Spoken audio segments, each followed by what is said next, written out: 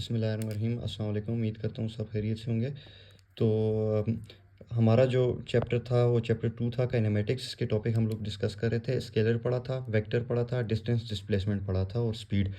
तो स्केलर में कहा था कि इसके लिए हमें जो ये डिस्क्राइब करता है मैग्नीट्यूड से डिस्क्राइब हो जाता है, those quantities which are completely describe by magnitude. और वेक्टर उसमें मैग्नीट्यूड और डायरेक्शन दोनों की ज़रूरत पड़ती है।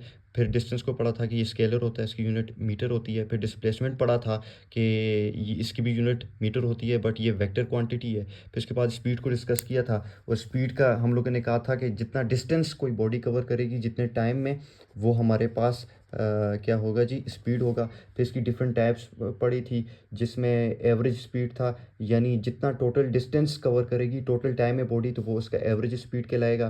फिर इसी तरह से इंस्टेंटेनियस स्पीड की बात करते हैं तो वो हमारे पास होता है कि किसी भी लम्हे हम लोग मालूम करते हैं स्पीड को, तो उसको हम लोग यूँ लिखते हैं कि इंस्टेंटेनियस जो स्पीड होती है उसको हम लोग लिख सकते हैं कि लिमिट, ठीक है, यानी लिमिट अप्रोच कर जाएगी डेल्टा टी ज़ीरो को और del s over del t. तो इस तरह से किसी भी लम्हे हम लोग किसी की बॉडी की स्पीड मालूम कर सकते हैं। फिर बात करते हैं यूनिफॉर्म और वेरिएबल स्पीड की। अगरचे कोई भी बॉडी है वो यूनिफॉर्म स्पीड के साथ मूव कर रही है, अगर यहाँ से लेकर यहाँ तक मूव किए जा रही है और रास्ते में कहीं भी अपनी स्पीड, उसकी स्पीड पे फ़र्क नहीं पड़ रहा, उसी डिस्टेंस को सेम टाइम में कवर कर रही है और वो कहीं पे भी अपनी स्पीड को चेंज नहीं करी, तो इसका मतलब है कि वो यूनिफॉर्म स्पीड के साथ जा रही है। अगर फर्स्ट करें ये बॉडी यहाँ से यहाँ तक आ रही है और रास्ते में कई जगह पे अपनी स्पीड में चेंज ला रही है तो इसका मतलब है कि वो वेरिएबल स्पीड के साथ मूव कर रही है, ठीक है। तो उसके बाद आपका जो टॉपिक है वो है वेलोसिटी। और वेलोसिटी क्या चीज़ है? वेलोसिटी आपके पास है जी displacement cover with passage of time, ठीक है। यानी डिस्प्लेसमेंट जितना भी कवर करेगी कोई बॉडी और जितने टाइम में वो हमारे पास होगी वेलोसिटी होगी, ठीक है। तो इसको आप मैथमेटिकली आप यूँ भी लिख सकते हैं, v के साथ इसको हम लोग डिनोट करते हैं क्योंकि ये वेक्टर क्वांटिटी है और डिस्प्लेसमेंट के लिए s और t हम लोग इसको लिख सकते हैं v is equal to s over t. यानी क्या बात हुई जी कि डिस्प्लेसमेंट कवर की किसी भी बॉडी ने और जितने टाइम में, ठीक है, तो उसको हम लोगों ने वेलोसिटी का नाम दे दिया। फिर इसके अंदर हमारे पास एक होती है एवरेज, ठीक है, एवरेज वेलोसिटी होती है और एवरेज वेलोसिटी के लिए हम लोग इस तरह से एवरेज का निशान डालते हैं और उसको यूं ही लिख लेते हैं एस बाय टी, क्योंकि वेक्टर क्वांटिटी है तो इसके ऊपर हम लोगों ने एरो डाल दिया वेक्टर को शो करने के लिए। तो ये एवरेज वेलोसिटी होगी, यानी टोटल जितना भी डिस्प्लेसमेंट होगा बॉडी कवर करेगी जितने टाइम में वो एवरेज वेलोसिटी हो जाएगी। फिर इसकी दूसरी एक टाइप है आपके पास, ये है इंस्टेंटेनियस, ठीक है। इंस्टेंटेनियस यानी किसी भी लम्हे, अगर फर्स्ट करें यहाँ से बॉडी यहाँ तक मूव किए जा रही है और मैं कहता हूँ कि इस पॉइंट पे आपने इसकी वेलोसिटी मालूम करनी है तो एकदम से आप वेलोसिटी मालूम करेंगे, लेकिन उस वक्त आप क्या कर देंगे, टाइम को अप्रोच कर लेंगे ज़ीरो के, टाइम को लिमिट लगा देंगे और वो ज़ीरो के अप्रोच हो जाएगी। तो इसको आप यहाँ यूँ लिख सकते हैं कि लिमिट लगाई टाइम को और टी अप्रोचेस टू ज़ीरो और एस डिवाइडेड बाय टी हो गया, ठीक है। इसी तरह से इसकी थर्ड टाइप भी है और जिस तरह से एवरेज इंस्टेंटेनियस वेलोसिटी की और फिर हाँ जी, तो बात कर रहे थे उसके टाइप्स की बात कर रहे थे, यानी एवरेज वेलोसिटी होगी आपके पास और फिर इंस्टेंटेनियस वेलोसिटी होगी। और इसमें भी आप जिस तरह पीछे कहा था कि स्पीड में यूनिफॉर्म यूनिफॉर्म स्पीड और वेरिएबल स्पीड, तो इसमें भी आप कह सकते हैं कि ये भी यूनिफॉर्म और वेरिएबल रह सकती है। अगर फर्स्ट करें इसमें चेंज आता है, वेलोसिटी में चेंज आता है तो वो हमें एक्सेलरेशन प्रोड्यूस करके दे देगी, ठीक है। मैं आपको एग्जांपल देता हूँ कि फर्स्ट करें दोबारा से यहाँ पे आ जाएं, अगर ये बॉडी इस पॉइंट से यहाँ तक जा रही है, क्योंकि हम लोग डिस्प्लेसमेंट की बात कर रहे हैं और डिस्प्लेसमेंट शॉर्टेस्ट पाथ होता है। आपको पता है जो डिस्टेंस था आपके पास ये एक्चुअल पाथ होता है, ठीक है, ये एक्चुअल पाथ है और इस तरह से ये डिस्प्लेसमेंट जो है आपके पास वो शॉर्टेस्ट पाथ होता है, शॉर्टेस्ट पाथ होता है और ये एक्चुअल लेंथ जो होती है, डिस्टेंस होती है, और ये शॉर्टेस्ट पाथ एक पॉइंट से लेकर दूसरे पॉइंट तक शॉर्टेस्ट पाथ वो डिस्प्लेसमेंट कहलाता है। तो डिस्प्लेसमेंट ओवर टाइम हम लोगों ने देखा तो वो वेलोसिटी की कुछ टाइप्स की। इसी तरह से जब हम लोग बात करते हैं कि अगर फर्ज करें एक बॉडी यहाँ से यहाँ तक जा रही है और दरमियान में किसी भी जगह पे उसकी वेलोसिटी में चेंज आ जाता है, यहाँ से यहाँ तक वो जा रही थी जी 50 किलोमीटर पर हार की स्पीड से, यहाँ पे आके वो तेज़ होगी 100 होगी, तो इसका मतलब है इसमें चेंज आया 50 किलोमीटर पर हार का चेंज आया यहाँ से लेकर यहाँ तक। तो उस चेंज को, वेलोसिटी के चेंज को, जितने टाइम में चेंज आया उसे हम लोगों ने नाम दे दिया एक्सेलरेशन का। तो मैंने लिखा change in velocity with respect to time या with time interval is called acceleration. ठीक है, तो उसको हम लोगों ने नाम दे दिया, एक्सेलरेशन का नाम दे दिया। ठीक है, अब इसको कैसे लिख सकते हैं जी, आप इसको यूं भी लिख सकते हो कि एक्सेलरेशन हमारे पास होती है चेंज इन वेलोसिटी।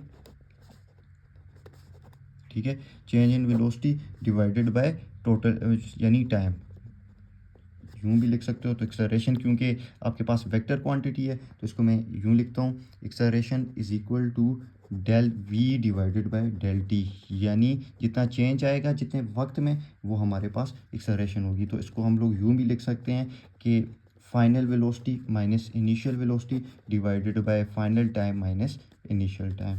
ठीक है, और इसी तरह से इसकी भी आगे टाइप है। तो सबसे पहले जो इसकी टाइप है वो है एवरेज एक्सेलरेशन। ठीक है, तो एवरेज का आपको पता है कि जितना भी टोटल चेंज आएगा, जितना भी टोटल चेंज आएगा वेलोसिटी में विद रिस्पेक्ट टू टाइम, उसको हम लोग एवरेज एक्सेलरेशन कहते हैं। तो एवरेज के लिए इस तरह से लिख लेते हैं एवरेज को, और क्योंकि वेक्टर क्वांटिटी है तो एरो डाल देंगे यहाँ पर। और इसके अलावा इसको आप यूँ लिख सकते हैं कि टोटल चेंज। ठीक है, यानी टोटल चेंज आएगा वेलोसिटी के अंदर और जितना टोटल टाइम होगा। ठीक है, यानी इसका मतलब ये है कि फ़र्ज़ करें यहाँ पर कोई बॉडी है, उसने 3-4 दफ़ा उसकी वेलोसिटी में चेंज आया है, यहाँ पे यहाँ पे यहाँ पे, और जहाँ जहाँ उसका चेंज आया वो हम लोगों ने वेलोसिटी में जितना चेंज आया वो यहाँ पर टोटल चेंज लिख लेना है, और टोटल टाइम लिख लेना है, यहाँ से लेकर यहाँ तक कितना टाइम लगे। तो उस तरह से हम लोग उसकी एवरेज निकाल सकते हैं। इसको मैं मज़ीद यूँ भी लिख सकता हूँ कि del v divided by del t. ठीक है, फिर इसकी दूसरी एक टाइप है, उसे हम कहते हैं कि इंस्टेंटेनियस। ठीक है, इंस्टेंटेनियस एक्सेलरेशन। अच्छा, अब ये क्या होता है जी, ये एक पार्टिकुलर इंस्टेंट पे हम लोग कहते हैं, किसी पार्टिकुलर पॉइंट पे कहते हैं कि आपने उसकी क्या करनी है, एक्सेलरेशन मालूम करनी है। मैं कहता हूँ कि इस पॉइंट पे आपने इसकी एक्सेलरेशन मालूम करनी है, तो इस पॉइंट पे हम लोग टाइम को लिमिट लगा देंगे, टाइम अप्रोचेस टू ज़ीरो उस लम्हे, क्योंकि उस लम्हे एकदम से बॉडी वहाँ से गुजर रही है तो हम लोग टाइम ज़ीरो कर देते हैं, टाइम का अंदाज़ा हमें नहीं होता तो लिमिट लगा देते हैं। तो मैं इसको यूँ लिख लेता हूँ कि acceleration is equal to limit लगा दी टाइम को और delta t approaches to zero, और ये हो गया जी del v divided by del t. तो इसको हम लोगों ने लिख लिया, इंस्टेंटेनियस एक्सेलरेशन का नाम दे दिया। अच्छा, फिर इसी तरह हमारे पास ये होती है जी तीसरी एक टाइप होती है जिसे हम ये कह सकते हैं कि यूनिफॉर्म एक्सेलरेशन।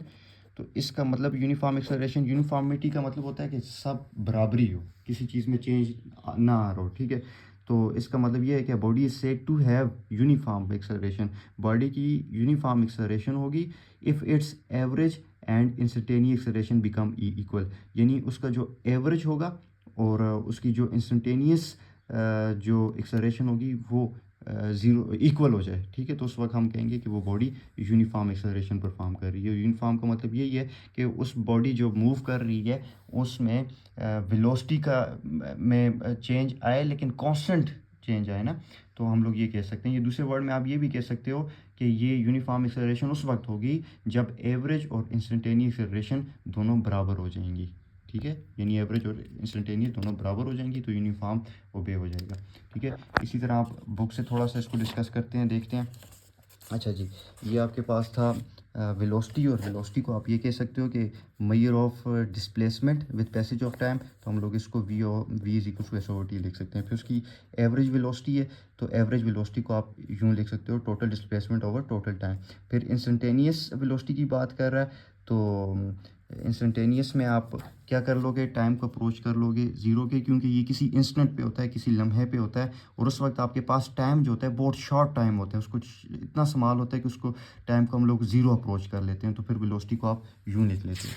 फिर उसके बाद बात करते हैं जी एक्सेलरेशन की। तो जैसे ही वेलोसिटी में कोई बॉडी मूव कर रही होती है उसकी वेलोसिटी में चेंज आता रहता है तो उसको हम लोग नाम दे देते हैं एक्सेलरेशन का नाम दे देते हैं। ठीक है, फिर एवरेज एक्सेलरेशन क्या होता है, तो ये आपके पास होता है नेट चेंज जितनी एक्सेलरेशन में वेलोसिटी में चेंज आ रहा है विद रिस्पेक्ट टू टाइम, तो उसको एवरेज एक्सेलरेशन का नाम दे देते हैं।